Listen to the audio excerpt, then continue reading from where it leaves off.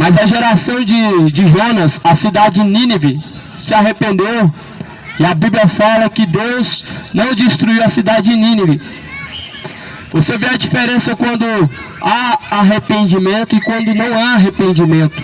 O arrependimento ele traz um renovo, ele traz nova vida, ele traz novos caminhos, ele traz mais uma oportunidade. Deus ele dá mais uma oportunidade todos os dias. O porém é que muitos não querem se arrepender. A oportunidade ela é destinada aos grandes, pequenos, bons e maus, justos e injustos. Afinal de contas, o sol nasceu para todos. A Bíblia diz que o sol nasceu para todos, justos, injustos, bons e maus. O sol nasceu para todos, a oportunidade é para todos. E a mesma oportunidade que Nínive teve de se arrepender e se arrependeu, a geração de Noé também teve para se arrepender e não se arrependeu. Essa geração também tem a mesma oportunidade para se arrepender, porém não querem se arrepender. Maligna é essa geração, ela pede um sinal. Não será dado outro sinal, senão o sinal do profeta Jonas. Eles queriam um sinal. O povo está tudo querendo sinal. Sinais e prodígios, maravilhas e milagres. Eu sou muito fiel. Ando bebendo ainda. E já vi você é o profeta.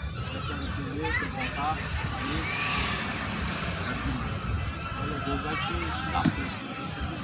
Agora me ajuda, tá todo mundo aqui. Primeiramente a Deus. Tá bom. Não precisa ajoelhar não. Não precisa ajoelhar não. Pode ficar em pé mesmo. Senhor Jesus, toca na vida desse homem. Faz a grande obra na vida dele, Senhor Jesus. Que o Senhor, a partir desse momento agora, Senhor Jesus, possa visitar a alma dele, Senhor Jesus. Liberta a alma dele, Senhor Jesus, do vício. Liberta a alma dele, Senhor Jesus, desse cativeiro do vício, Senhor Deus. Que a partir de agora, Senhor Jesus, o Senhor possa fazer uma grande obra na vida dele. Faz a grande obra na vida desse homem, Senhor Jesus, de uma maneira que os caminhos dele venham a ser endireitados. De uma maneira, Senhor Jesus, que a vida dele venha a ser transformada, Senhor Jesus. Vai repreendendo todo o mal contra a vida do Senhor, toda a seta que foi lançada contra a vida dele, repreende as setas do marido que foram lançadas contra a vida dele. Repreende em nome do Senhor Jesus todas as forças malignas, Senhor Deus, toda a obra que foi feita contra a vida desse homem, obra maligna, obra de feitiçaria.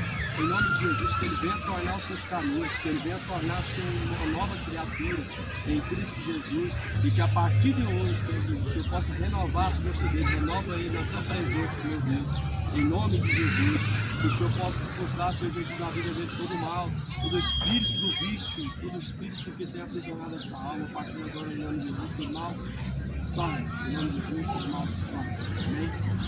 Amém, irmão? A gente vai fazer a obra, mas você tem que buscar, certo? Você conhece o caminho. Eu vou te falar. Tá. O Bíblia fala que precisa confessar e deixar o pecado, tá bom? Precisa confessar e deixar, é uma constante do outro. Obrigado. Jesus me tirou da cocaína, Jesus me tirou da cachaça, Jesus me tirou uma nova criatura. Eu sei nem onde eu tô hoje, aqui ó, me deram uma palavra na minha cabeça. É triste assim. Ei, fala, ei, eu sou empresário. É triste, né, irmão? A situação do homem quando ele se distancia de Deus. Pode ter o dinheiro que for, não adianta. Não adianta não. É que nem Jesus falou assim, olha, tendo o espírito se retirado do homem, e o espírito não se retirado do homem, ele procura lugares vários, e não encontrando, ele volta e traz 7 espíritos piores, aí sua situação se torna pior do que a primeira. 7 vezes 7. É Bíblia. Obrigado pela oração. Amém. Vou dar a volta ali. Vai lá, toma um banho, se não pode falar.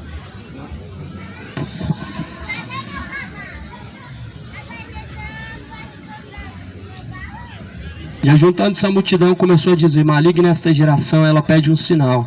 Não será dado outro sinal, senão o sinal do profeta Jonas. Essa mensagem Jesus estava pregando.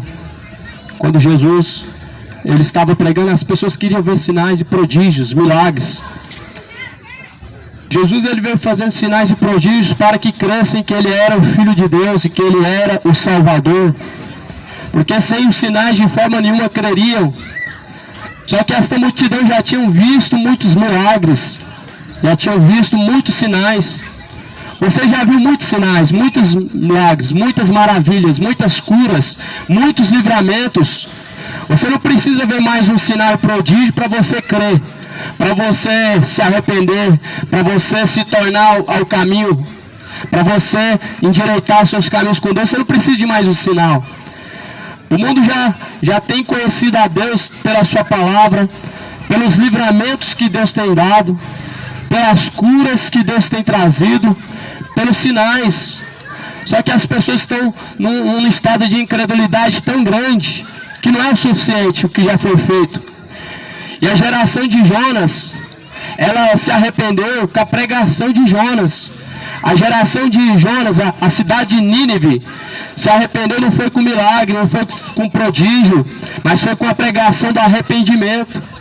A pregação do arrependimento tocou no coração daquele povo, de maneira que eles largaram as suas armas, de maneira que eles largaram os seus crimes, de maneira que eles se converteram, porque a Bíblia fala que era uma geração, era uma cidade sanguinária.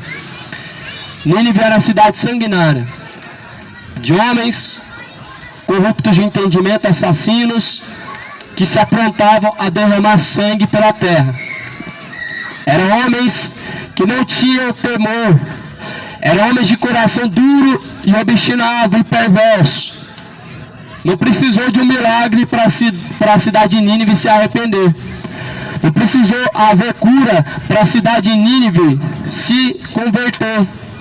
A Bíblia diz que Jonas pregou no decorrer de um dia na cidade de Nínive, entrando na cidade e pregando até a saída da cidade. E as pessoas se arrependeram com lágrimas e choros. Eles fizeram jejuns, de maneira que até os seus animais não comeram, de maneira que até os seus servos, os seus filhos, ninguém comeu. Fizeram jejum, prantearam em choros, em lágrimas diante de Deus e se arrependeram dos seus pecados, somente com a pregação. Mas não, hoje o povo quer ver sinal, quer ver sinal. Sabe o que acontece? Muitos demônios, espíritos enganadores, estão enganando a multidão. Muitos espíritos enganadores estão enganando através de falsas curas, através de falsos milagres, falsos sinais, falsos prodígios, falsas maravilhas. Não é maravilha de você se impressionar que um falso profeta faça milagre, que o diabo ele faça milagre. Isso não é de se impressionar. Jesus fala em Mateus 24, que se possível, os falsos profetas fariam sinais e prodígios de mentira, que se possível fosse, enganaria até os escolhidos.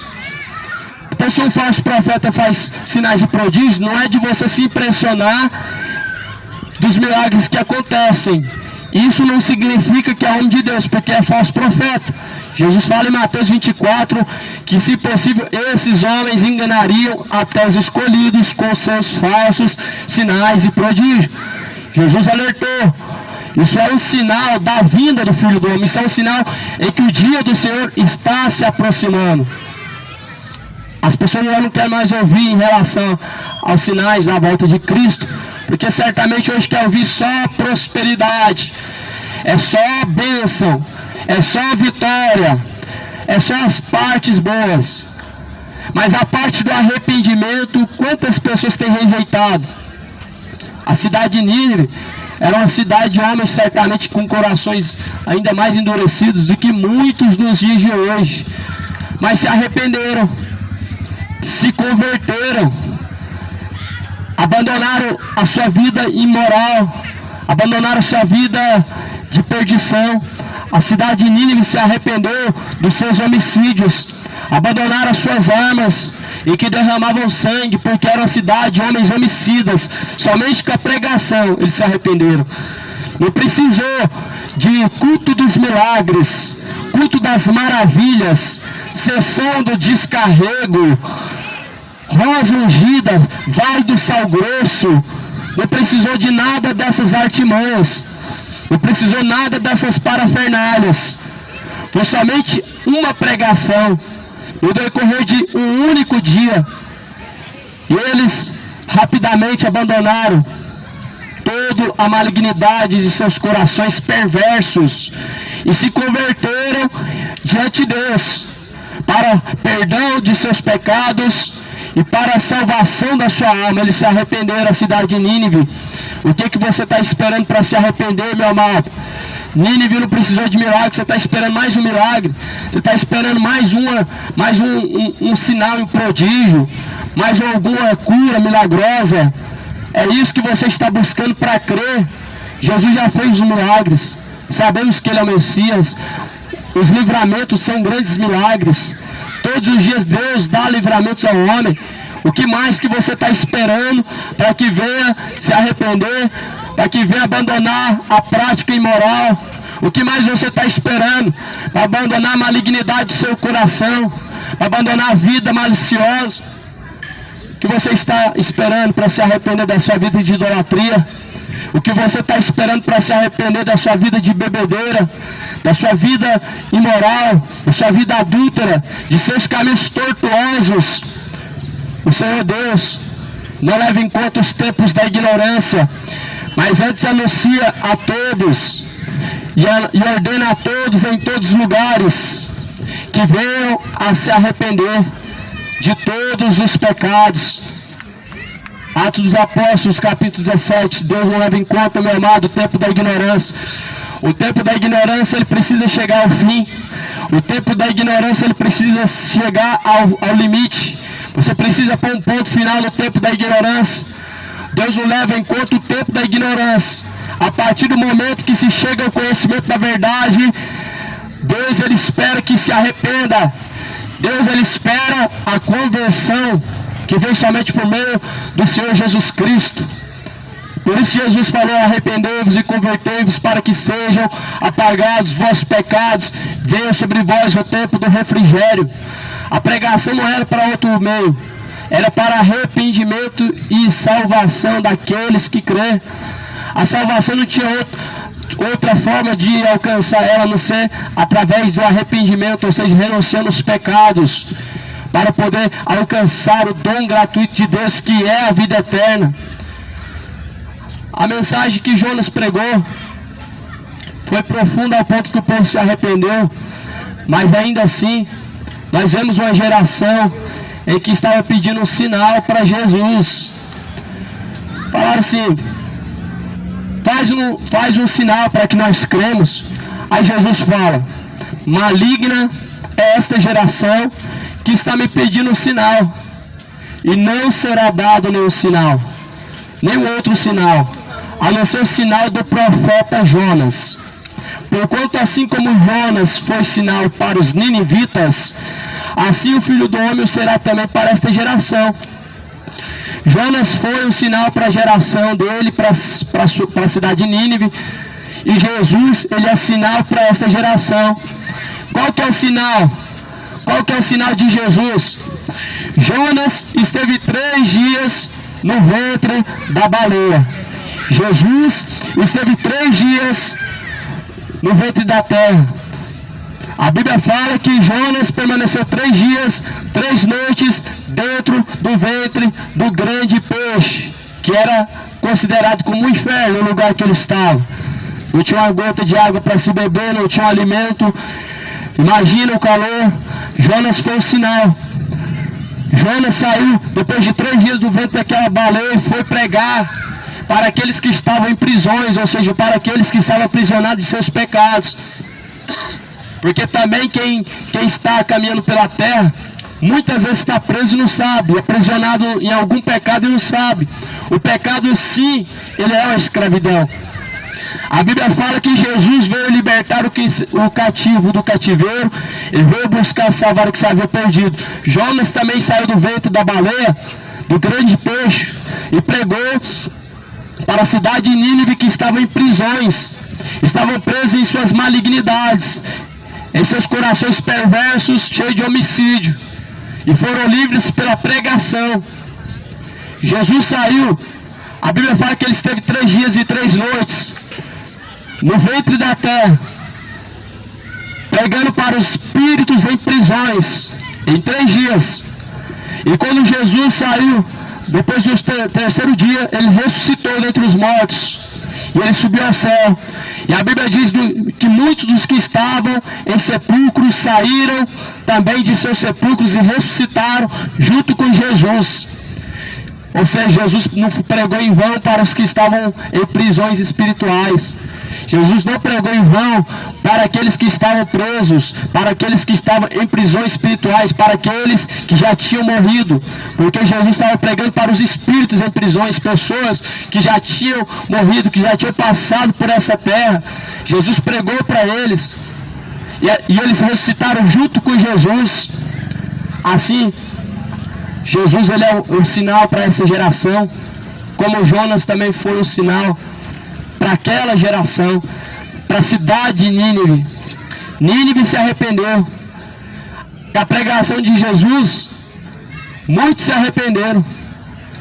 Mas Jesus fala que nós não precisamos de um outro sinal, além deste sinal que já foi feito. O sinal em que o Filho do Homem esteve 3 dias em cadeias espirituais, pregando para os espíritos em prisões, e ele ressuscitou após o 3º dia. Você não precisa de mais um milagre para você crer. Você não precisa de uma bênção, prosperidade, uma cura milagrosa, um grande prodígio para você crer. O maior milagre aconteceu e foi testemunhado por milhares de pessoas, foi quando Jesus ressuscitou dentre os mortos.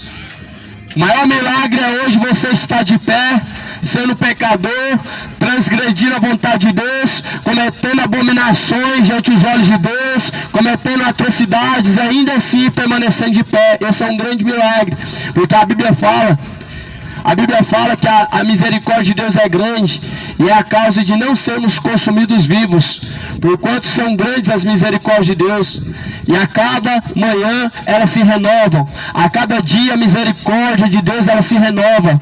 A misericórdia de Deus é a causa de nós estarmos de pé e não sermos consumidos vivos.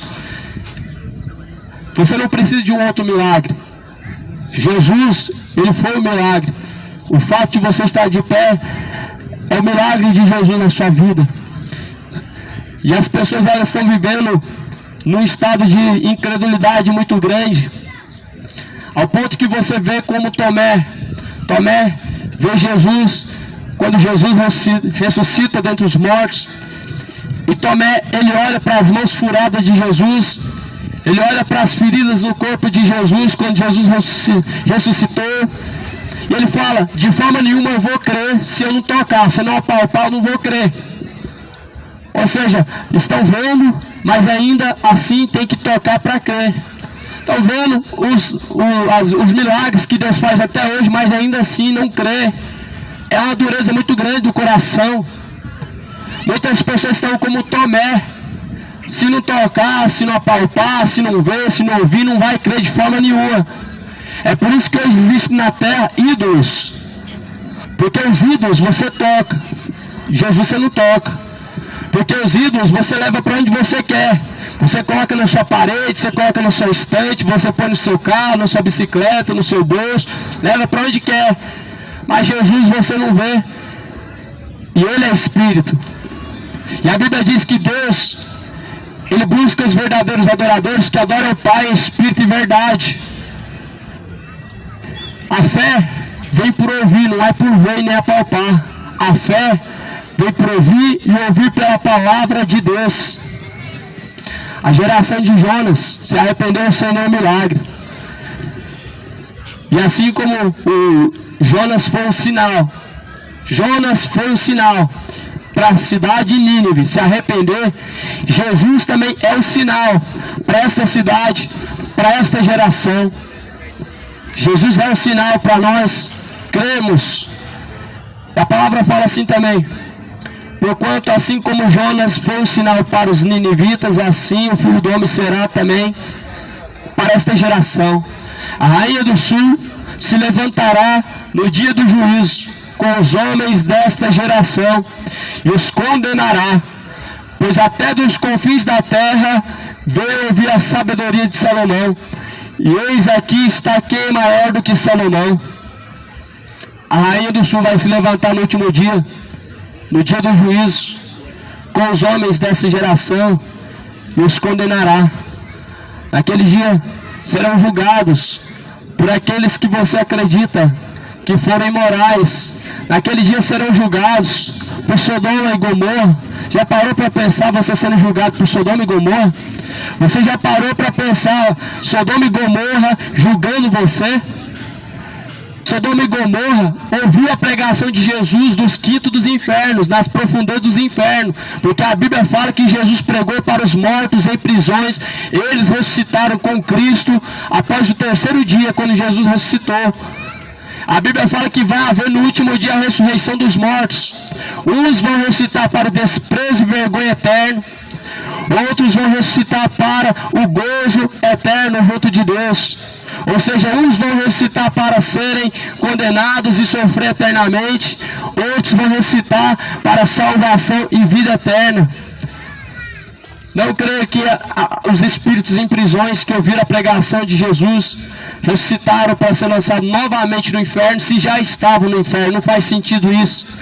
Não faz sentido.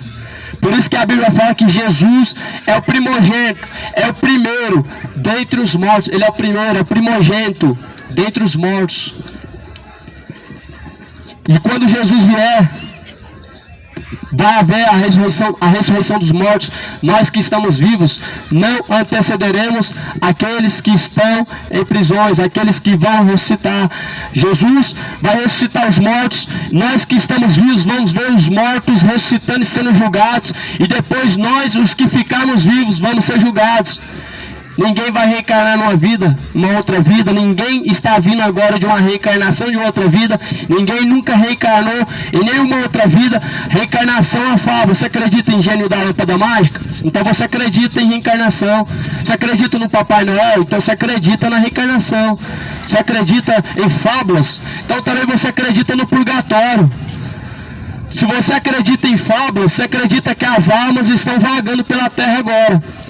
Se você acredita em mentira, você acredita que uma alma agora está presa em algum lugar, vagando pela terra, preso em bens materiais.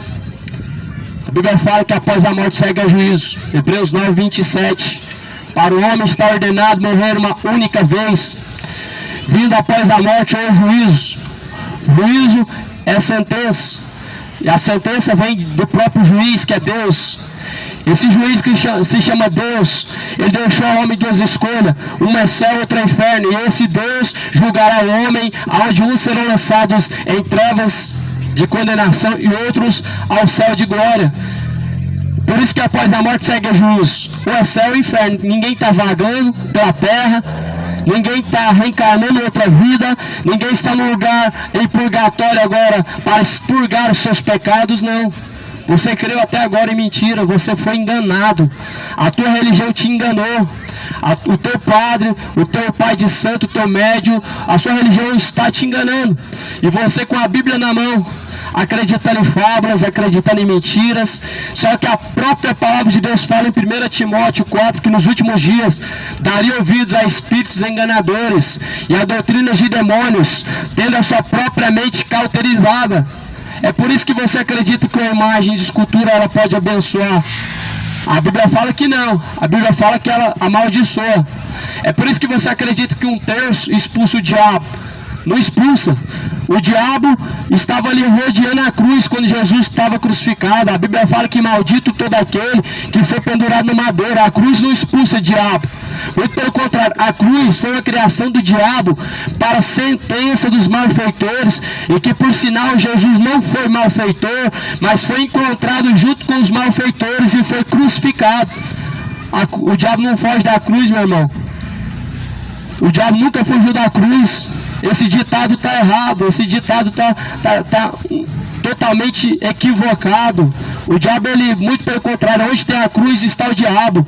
Quando Jesus estava sendo crucificado, o que o diabo falava através da boca das pessoas? Se tu não é o filho de Deus, então desce daí, salva a ti mesmo. Se tu não é o filho de Deus, então por que você não desce daí? A cruz não expulsa o diabo, nunca expulsou. E as pessoas estão andando com o próprio diabo no pescoço, na sua mão, no seu carro, na sua casa. Porque lá em Apocalipse fala que um terço, veja só, o terço dos demônios foram expulsos do céu. O terço é terço de demônio que se carrega na sua vida e que estão andando com esses demônios para baixo e para cima. Terço não expulsa demônio, mas atrai demônio. Cruz não expulsa demônio, mas se atrai demônio. Maldito todo aquele que for pendurado no madeiro, assim Jesus pregou. E Jesus se fez maldito, não porque ele trazia consigo próprio maldições, mas o pecado que ele levou consigo de toda a humanidade estava sobre ele. E o castigo que nos traz a paz estava sobre ele. Ou seja, o pecado das nações, o pecado do homem, tornou Jesus maldito. Ao ponto que Deus, com a sua ira, esmagou Jesus na cruz, mostrando que nem seu filho poupou. A Bíblia fala que antes, nem ao seu filho, Deus ele poupou. Sabe por que Deus não poupou o seu próprio filho? Você já se perguntou o porquê que Deus não poupou nem o seu filho amado? Sabe por quê? Porque Deus abomina o pecado. Naquele momento Deus mostrou o quanto ele abomina e ele odeia o pecado. Naquele momento ele não viu o seu filho amado, ele viu pecados e mais pecados, e aqueles pecados ele esmagou eles na cruz, ao ponto que Jesus ele sentiu angústia até transpirar sangue. Uma pessoa para transpirar sangue de angústia é um estado muito elevado, e Jesus transpirou sangue pela sua pele, pelos seus poros, de tanta angústia. Isso mostrou o que o pecado fez com que Jesus passasse. O pecado de toda a humanidade estava sobre ele, estava sobre um só homem. O homem que curou, o homem que salvou, o homem que somente bens ele fez e nem o mal fez. A Bíblia fala que era para que se cumprisse a palavra de Deus. E Jesus foi levado à cruz. E maldito se tornou naquele madeiro. Para hoje você acreditar que a tua cruz que você tem que levar é algo que se pendura em algum lugar? A Bíblia fala para você levar a sua própria cruz, não aquela cruz de madeira, a sua própria cruz. Jesus fala: se alguém quiser vir após mim, nega a si mesmo, tome a sua cruz e siga-me. A tua cruz é a renúncia. A nossa cruz é renunciar todos os dias os desejos da carne. A nossa cruz é todos os dias renunciar os desejos maus do nosso coração. A nossa cruz é todos os dias dizer não ao pecado, a práticas que nos levam a destruir o nosso próprio corpo, que é a morada de Deus. A nossa cruz é o pecado que tão de longe todos os dias nos rodeia, tentando dominar através da mente, até chegar à ação do pecado. Por isso que Jesus falou: o diabo é o seu adversário, o diabo ele anda ao seu redor, ele anda ao nosso redor, buscando a quem possa tragar. Não está amarrado nos infernos, não está amarrado não, o diabo não está amarrado, o diabo está solto mesmo, o diabo não está amarrado.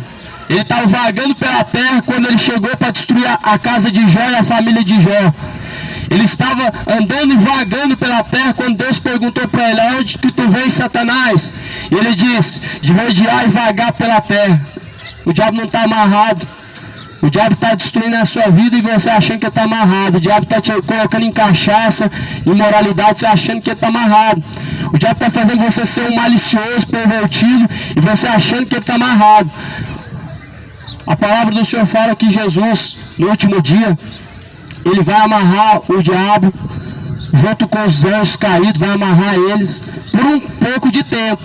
Por um pouco de tempo, ele vai reinar na terra por 1000 anos. Jesus vai reinar nessa terra, o reino milenar.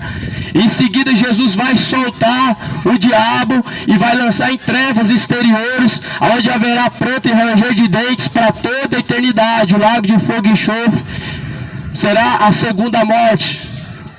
A palavra do Senhor fala, meu amado, que o diabo ele está ao seu redor, não está amarrado não, ele está rugindo, bramindo como leão. Sabe por quê? Ele está pedindo a tua alma a todo momento, ele está pedindo a tua alma a todo instante. Ele está pedindo somente uma coisa, não é o seu bem que você conquistou, não é a sua propriedade, sua prosperidade que você ajuntou na terra. Tem muitas pessoas que acham que o diabo está querendo destruir seu carro, a sua vida financeira. O diabo quer a sua alma. O que Satanás quer com dinheiro? Todo esse reino dessa terra, essa glória maligna pertence a ele. O diabo ele quer aquilo que ele não tem, que é a tua alma. O diabo ele quer a única coisa que não pertence a ele, que é a tua alma. O resto tudo pertence a ele. A Bíblia fala que todo mundo jaz no maligno, tudo. Todas essas coisas que existem na terra, que foram criadas pela mão do homem, estão na mão do maligno, jaz no maligno no mundo inteiro. Jesus falou: meu reino não é deste mundo. Jesus falou: minha pátria não é daqui de baixo. A nossa pátria é o céu, da onde vem o nosso socorro, da onde vem a nossa salvação, da onde também vem o nosso refúgio. É por isso que há necessidade de se arrepender dos pecados, há necessidade de se tornar a Deus. Lá Isaías fala, no capítulo 55, buscai ao Senhor enquanto se pode achar, invocar enquanto ele está perto. Deixe os ímpios seus caminhos maus, tornem-se para Deus, porque Deus é benigno e misericordioso em salvar. Você precisa se tornar para Deus em arrependimento. Você precisa tornar-se para Deus através de seu arrependimento. Caso contrário, não tem Deus no coração. Esse engano de que você tem Deus no coração, mas você está numa vida de bebedeira, isso é um engano do diabo. Essa mentira, que se você alimentar até a última hora, ela vai te levar às profundezas do inferno. Essa mentira que o diabo colocou no seu coração, que você tem Deus no coração, porque você faz alguma coisa de boa, alguma coisa que é aplausível ao homem, isso vai te levar à profundeza do inferno. O engano te levará à perdição. Eu não faço mal para ninguém. Eu bebo minha cervejinha, não faço mal para ninguém. Eu sou trabalhador. Maravilhoso. Só que ninguém será justificado pelas obras. Ninguém será justificado diante de Deus pelas suas obras. Ninguém é justificado por Deus pelas obras da lei. O que é a lei? Não matarás, não roubarás, não adulterarás, não darás falso testemunho, honrarás o teu pai e tua mãe, não cobiçarás as coisas do teu próximo. Você não faz isso, só que você não vai ser justificado por essas obras da lei. Não mato, não roubo, não adultero, não faço mal para ninguém, ajudo o meu próximo. Ninguém será justificado pelas obras da lei. Nós somos justificados pelo sangue de Cristo. Através do arrependimento, nós somos justificados pelo sangue de Cristo. Mas permanecer no pecado é para a morte, é para a condenação. A Bíblia fala que se nós permanecermos nas obras da carne, nós vamos perecer e vamos descer ao inferno. A Bíblia diz que aqueles que andam na carne não podem agradar a Deus. A Bíblia fala para andar no Espírito, não cumprireis a vontade da carne. É por isso que viver no pecado. Não tem como você falar que você tem Deus. Você tem enganado muito das vezes o seu próprio coração com esse engano. Enganar os primeiros moradores da terra, os primeiros. Adão foi enganado, Eva foi enganada, todos pecaram, destituídos foram na glória de Deus. A lábia do diabo sempre é agradável, sempre é a mesma. Não é bem assim, não é bem assim. Ah não é dessa forma não. É assim que as pessoas estão caminhando para o inferno, achando que Deus é obrigado a te aceitar do jeito que você quer ser. Ah, Deus me entende meu coração. Deus entende meu coração e vai entender seu coração. Enganoso é o coração do homem. É mais enganoso que todas as coisas nesta vida. Deus não entende o coração do homem não. A Bíblia fala que do coração procede os adultérios, procede os furtos, procede os roubos, procede os homicídios, as bebedeiras, as malícias, contendas. Todo mal procede do coração. Deus não entende seu coração. Deus ele quer converter seu coração. Ele quer trazer seu coração a arrependimento. Arrependimento para remissão dos pecados. Arrependimento para perdão dos pecados. Por isso que Jesus pregou: arrependa-se, convertam-se para que sejam apagados seus pecados. Venha sobre vocês o tempo do refrigério. Por isso que Jesus pregou. E Jesus está vindo aí, com poder e com grande glória, nas nuvens do céu. Ele aparecerá Muitas pessoas estarão naquele dia perdidos, porque vai ser a última oportunidade. Jesus voltou aqui e não vai voltar aqui mais. Israel terá a segunda chance. Nós temos uma única chance. Jesus falou: vim para os meus não me receberam. Quem que são os dele? Aonde ele nasceu? Jesus nasceu aonde? No meio dos judeus. Mas os dele não receberam a ele. E assim Jesus virá trazendo a segunda chance para que eles se arrependam. Mas se Jesus voltasse hoje, se ele voltar nessa geração e você não estiver preparado, você vai ficar, meu amado. Não vai ter segunda chance. Não vai haver segunda oportunidade. Por isso que a Bíblia fala: bem-aventurados são aqueles que têm parte na primeira ressurreição. Bem-aventurados quando o Senhor vier achar o servo fazendo assim. Bem-aventurado quando o seu Senhor vier te encontrar assim como as suas palavras te ensinam, fazendo assim, de maneira que você venha honrar a Deus em obediência, em fidelidade, glorificando a Deus não somente através das suas palavras, mas através de suas obras, de sua conduta, de sua fidelidade, através de sua postura. A palavra fala que naquele dia, meu amado, no último dia, vai se levantar as gerações passadas para julgar este mundo. Porque você vê que quando Jonas prega na cidade de Nínive, Nínive se arrepende. Nínive proclamou jejum, desde os animais, das pessoas, dos menores até os maiores, todos foram cerrados a sua boca, jejuaram em lágrimas, em jejuns, em choro. E a Bíblia fala que eles se arrependeram, de maneira que a sua vida foi transformada e que não cometeram mais as mesmas coisas. Nínive abandonou o homicídio, eram homens sanguinários, se arrependeram. Sabe o que aconteceu? Jonas, ele saiu da cidade, ele se assentou debaixo de uma boboreira para ver a cidade pegar fogo, para ver a cidade sendo destruída diante de seus olhos. Jonas pregou para Nínive, mas não queria que Deus perdoasse aquele povo. Será que os pecados deles eram tão sujos assim? Ao ponto de que Jonas achou que eles não eram dignos nem merecedores do arrependimento, do perdão de Deus. A Bíblia fala que Deus fez nasceu uma folha gigante na cidade, na boboreira, naquela boboreira que fazia sombra para ele. E ele ficava ali, ficou várias horas, e aquela cidade não foi destruída. E Deus falou assim: assim como eles se arrependeram, eu também me arrependi do mal que eu iria fazer a eles. Ou seja, se o homem se arrepender dos seus pecados, se o homem se arrepender do mal que ele praticou, Deus também se arrependerá de trazer sobre ele a ira. E Deus não trouxe a ira sobre a cidade de Nínive, porque houve arrependimento.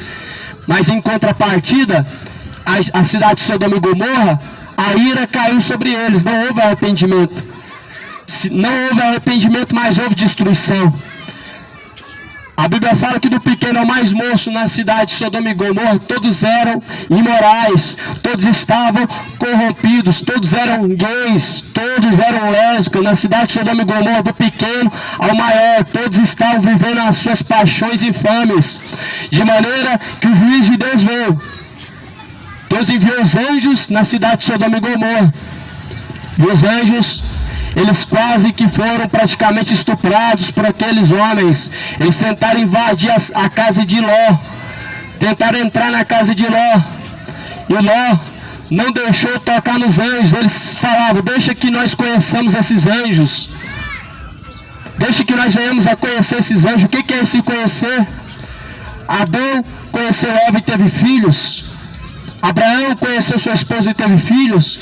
Dessa mesma forma, os homens imorais da cidade de Sodoma e Gomorra queriam conhecer os anjos. Eles queriam cometer as suas práticas imorais com os anjos. Mas porém o juízo veio sobre Sodoma e Gomorra. Não houve arrependimento, mas houve destruição. Em Nínive houve arrependimento e não houve destruição. Certamente nessa cidade, em todo o país, em todo o continente, em toda a nação, em todos os lugares aonde os homens se arrependerem, Deus não trará a sua ira sobre os tais. Mas antes, o seu passado não se lembrará mais, e no mar do esquecimento será lançado, assim também como Deus fez com Nínive. Quando Deus perdoa o pecado, não fica lembrando cotidianamente, não fica jogando ao ar mais uma vez, não fica trazendo à tona, porque foi lançado no mar do esquecimento. Mas a Bíblia fala que aquele que confessa e deixa alcança a misericórdia. Provérbios 28:13 fala que aqueles que encobrem seus pecados nunca prosperarão. Mas aqueles que confessam e deixam os seus pecados alcançam a misericórdia que vem de Deus. Alcança a graça para serem salvos, para serem renovados, para serem purificados.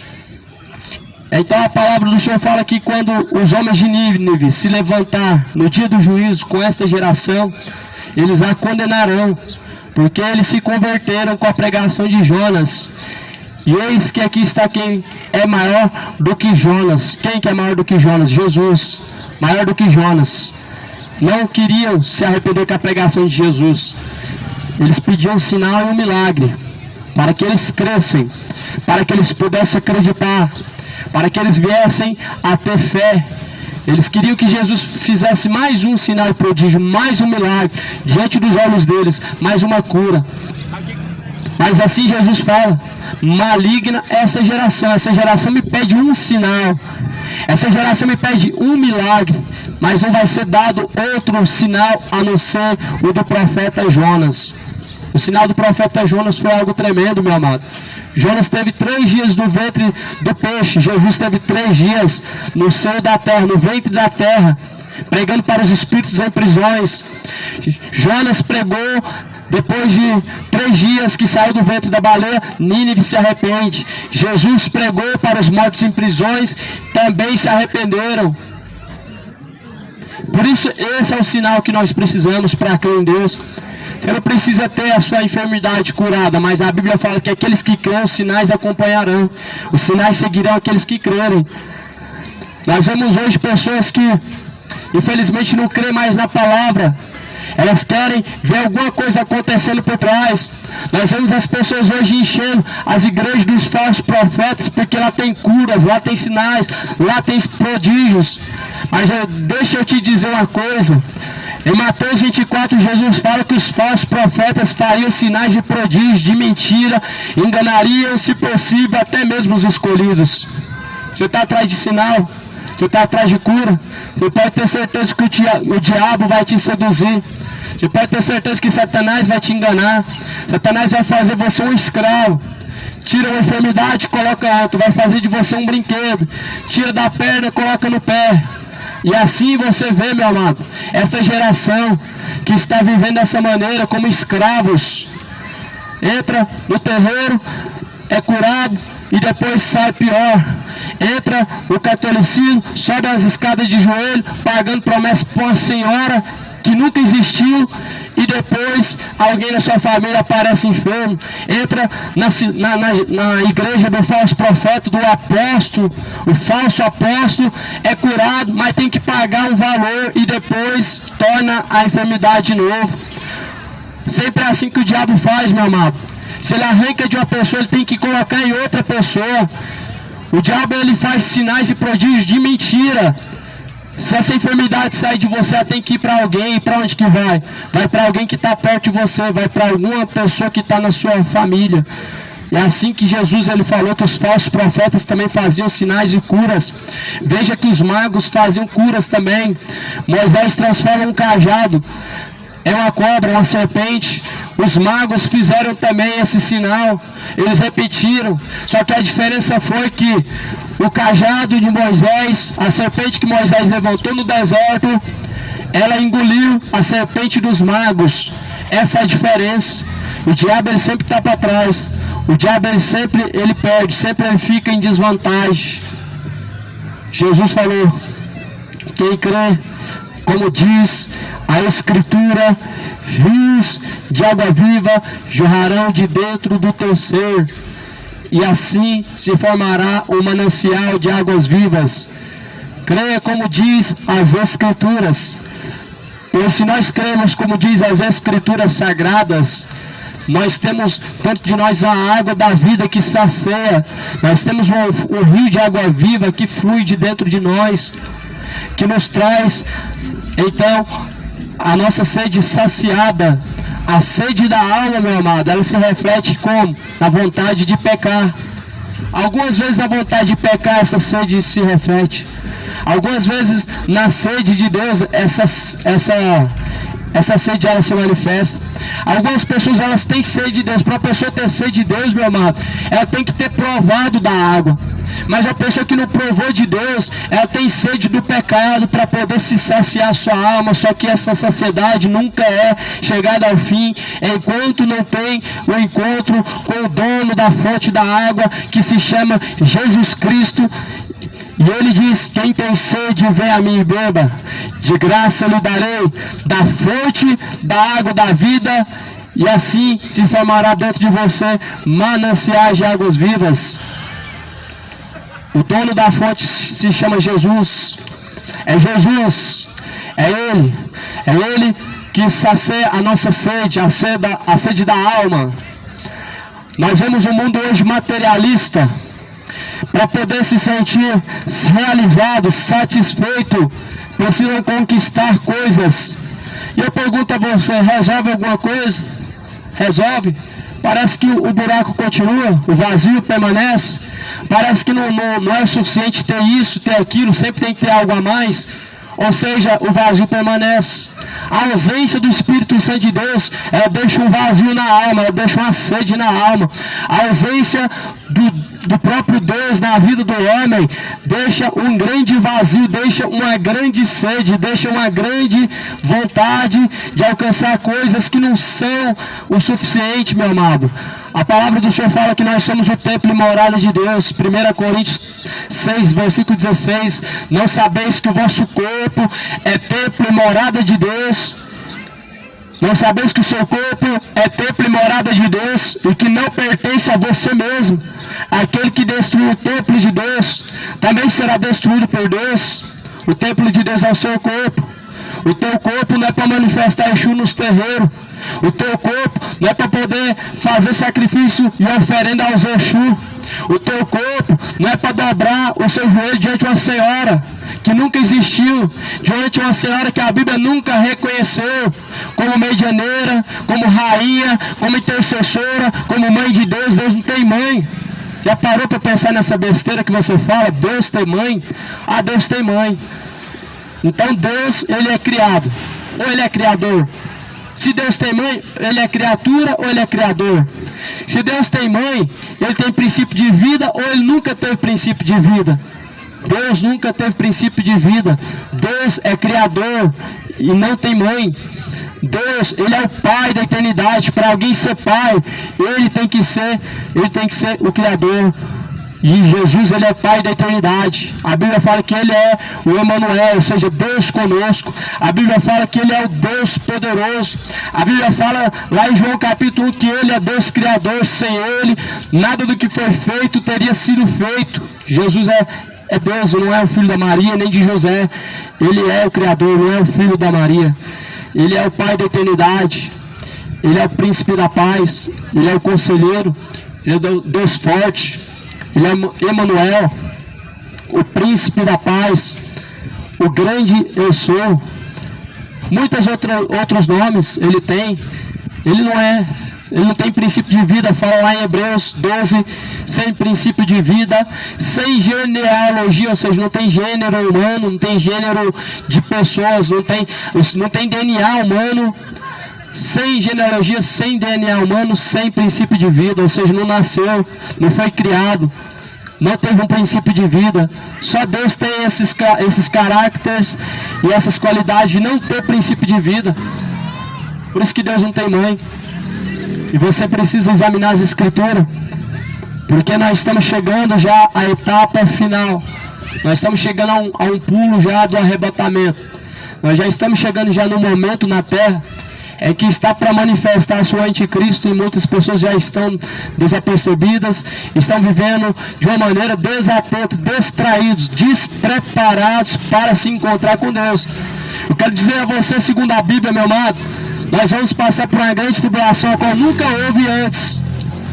A Bíblia fala lá em 1 Tessalonicenses, no capítulo de número 3, não será assim, sem que antes venha o iníquo, sem que venha antes o pai da perdição, o anticristo, e se manifeste, e em seguida virá o filho do homem. Será que nós não vamos passar pela grande tribulação? Isso não te deixa clareza alguma de que nós sim vamos sofrer grande tribulação na terra, é que o Senhor Deus, Ele nos dará graça, mas que vamos passar sim por essa grande tribulação. 1 Tessalonicenses, no capítulo de número 3, está escrito assim: pois que ninguém vos engane, porque não será assim. Veja só, ninguém vos engane, não será assim, sem que antes venha o filho do homem, ou melhor, sem que antes venha o filho da perdição, o iníquo, o anticristo, e engane a muitos. Então não será assim, amado. Jesus não virá antes. A Bíblia fala que Jesus virá depois e arrebatará aos seus escolhidos. Por isso esteja preparado, meu amado, a vinda de Cristo está próxima. A vinda de Cristo está próxima. E como o mesmo título dessa carta de Tessalonicenses diz, a vinda de Cristo manifesta por aparições do anticristo, por manifestações do anticristo. A vinda de Cristo, ela é manifesta com aparições do anticristo. Por isso que a Bíblia fala para que estejamos sóbrios e vigilantes, para que permanecemos firmes e constantes até o fim. 2 Tessalonicenses capítulo 2, versículo de número 3 e versículo 4, vou ler mais uma vez. Ninguém de maneira alguma vos engane, porque não será assim, sem que antes venha a apostasia, se manifeste o homem do pecado, o filho da perdição, o qual se opõe e se levanta contra tudo que se chama Deus ou se adora, de sorte que se assentará como Deus no templo de Deus, querendo parecer Deus. Não vos lembrais de que essas coisas eu dizia a vocês quando ainda estava convosco? Então a palavra do Senhor, ela fala que primeiro virá a apostasia. A apostasia chegou. A apostasia, ela já está no mundo. A apostasia já está no mundo. Ela não vai chegar a apostasia. Ela não virá a apostasia. Ela já veio, já está em nosso meio. O abandono da fé é a apostasia. Pessoas mornas, espirituais, ou seja, crentes neutros. Pessoas neutras. Pessoas que são cooperadores, colaboradores do pecado de outros, que consentem no erro e nas más obras de outros. Pessoas apostatadas da fé. Pessoas apostatadas da fé são pessoas relaxadas, cujas quais, tendo conhecido a Deus, mas não têm fidelidade a Deus. Conheço muitas igrejas que estão assim, apostatadas da fé. Parece estar cheio de Deus, mas aparências enganam. Parece que tem Deus, as aparências enganam. O falso profeta não vem com pele de cordeiro, não vem com pele e lã de cordeiro, mas por dentro não é lobo devorador. Engana muita gente, não é mesmo? Pelos sinais e prodígios, pela sua aparência, pelo seu discurso de piedade, seu discurso de amor, pela sua palavra bonita, pela sua boa lábia. Assim, meu amado, as igrejas que estão apostatadas estão vivendo também. Elas estão apostatadas da fé. Um grande sinal quando a igreja está apostatada da fé é que ela vende coisas. Igreja não é comércio. Igreja não é fonte de lucro. Igreja não é lugar de se arrecadar dinheiro, não é lugar de se vender coisas. Jesus falou: a casa de meu pai será chamada casa de oração, mas vós tem transformado ela em covil de ladrões e salteadores. Então, amado, é casa de oração. Lugar de orar é igreja. Lugar de vender é um comércio que você abre, você registra, põe o CNPJ, você fala que ali é a sua empresa. Mas casa de Deus não é lugar de vendas. Não se faz bazar, não se vende comida, não se vende pamonha, não se vende calçado, não se vende roupa. A igreja que se faz isso é uma igreja apostatada, caída da fé. É uma igreja cujo qual ela não está firmada na rocha que é Cristo. Ela está firmada no dinheiro. Ela não está firmada em Cristo, ela está firmada em paredes, em pedras que os homens podem derrubar. Mas a pedra que os edificadores rejeitaram, a pedra de esquina, a pedra que foi posta como pedra de esquina a qual rejeitaram os fariseus, os construtores, é o próprio Cristo. Essa pedra que foi rejeitada, pedra de edificação, que também serve como pedra de tropeço para aqueles que rejeitam. Então Jesus é pedra para a construção, mas também é uma pedra de tropeço. E sabe para quem que Jesus se torna pedra de tropeço? Para aqueles que rejeitam.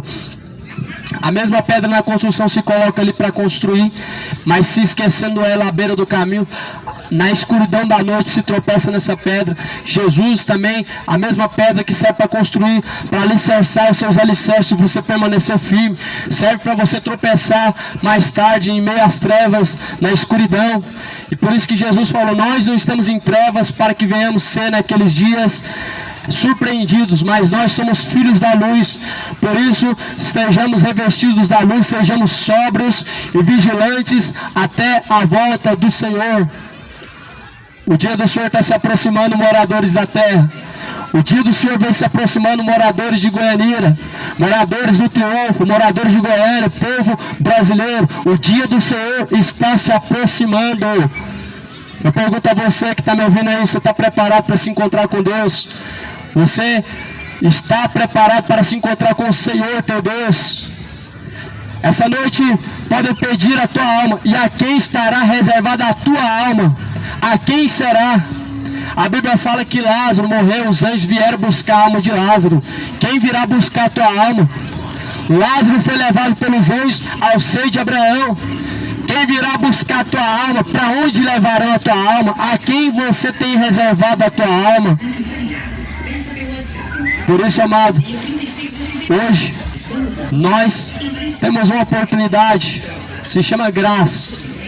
Hoje, se tem ouvido a palavra do Senhor, não endureça o seu coração, mas antes se arrependa e se converta, para que sejam apagados os vossos pecados, venha sobre vós o tempo do refrigério.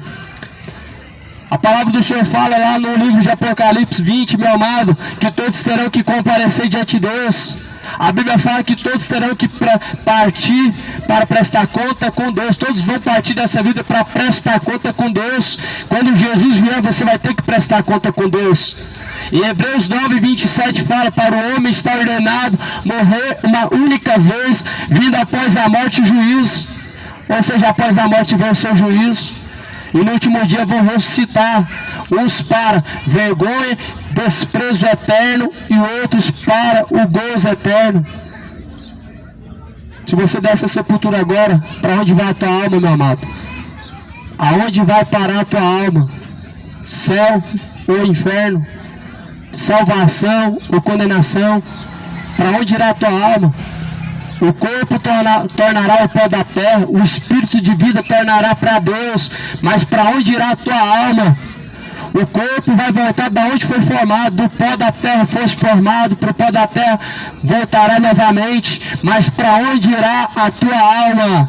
A alma ou ela pertence a Deus ou ela pertence ao diabo. O espírito de vida pertence a Deus. Deus assoprou nas narinas de Adão um espírito de vida, e esse espírito de vida pertence a Deus, vai voltar para Deus. Mas a tua alma, ela pertence a Deus ou ao diabo? As suas obras mostram a quem a tua alma pertence. As tuas obras, ela mostra a quem você está se sujeitando, porque a Bíblia fala: a quem você se sujeita como servo, a esse você apresenta o seu corpo em obediência, ou do pecado para a morte, ou da justiça para o juízo, ou seja, ou da obediência para a salvação, ou da infidelidade a Deus para a condenação.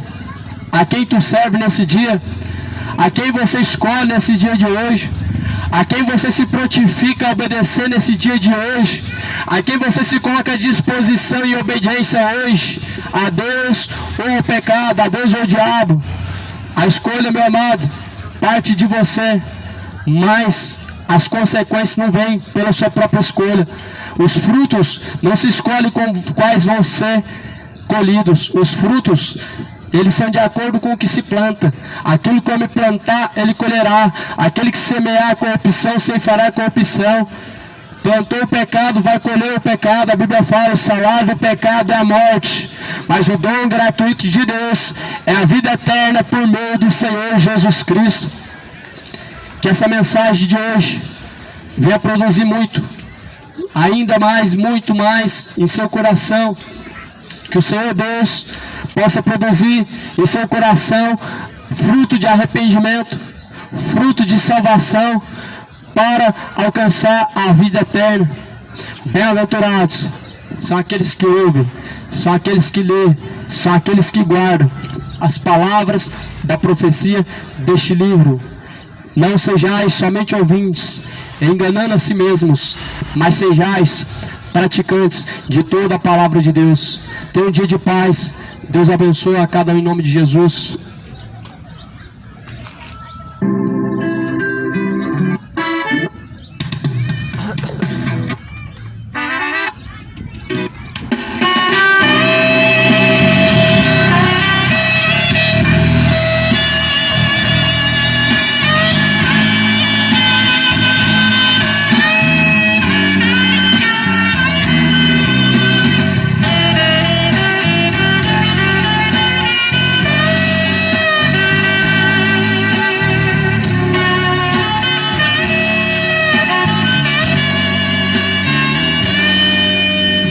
O que será de tua alma no dia final?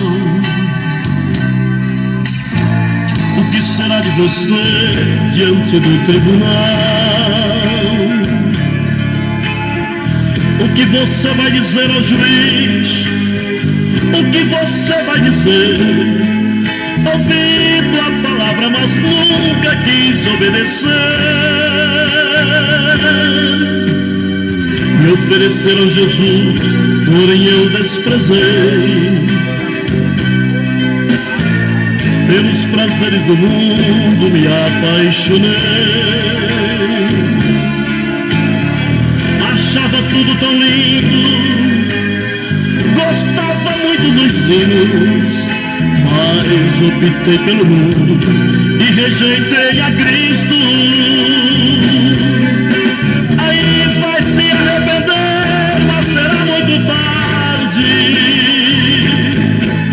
Vai pedir clemência a Deus, mas é tarde demais. Lançado no lago de fogo de amor, onde o pranto é maior, confesso que servir a Cristo é muito melhor.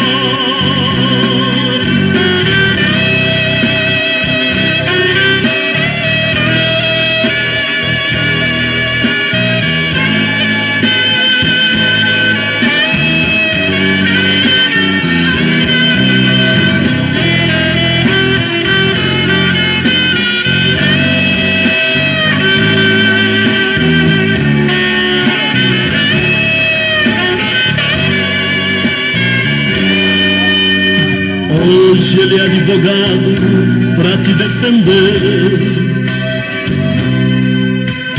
Breve subirá ao trono pra o mundo julgar. O que você vai fazer? Que contas irás prestar quando o rei subir ao trono pra o mundo julgar? Me ofereceram Jesus, porém eu desprezei. Pelos prazeres do mundo me apaixonei. Achava tudo tão lindo, gostava muito dos hinos, mas optei pelo mundo e rejeitei a Cristo. Aí vai se arrepender,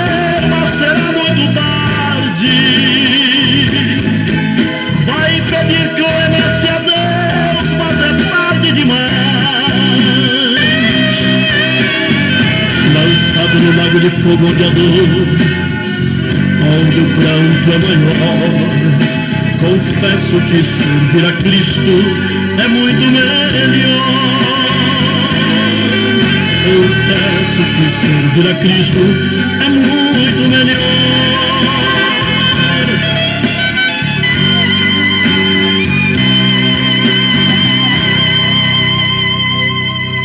Aqui é a capão da Bravia para tirar o pau de Jesus.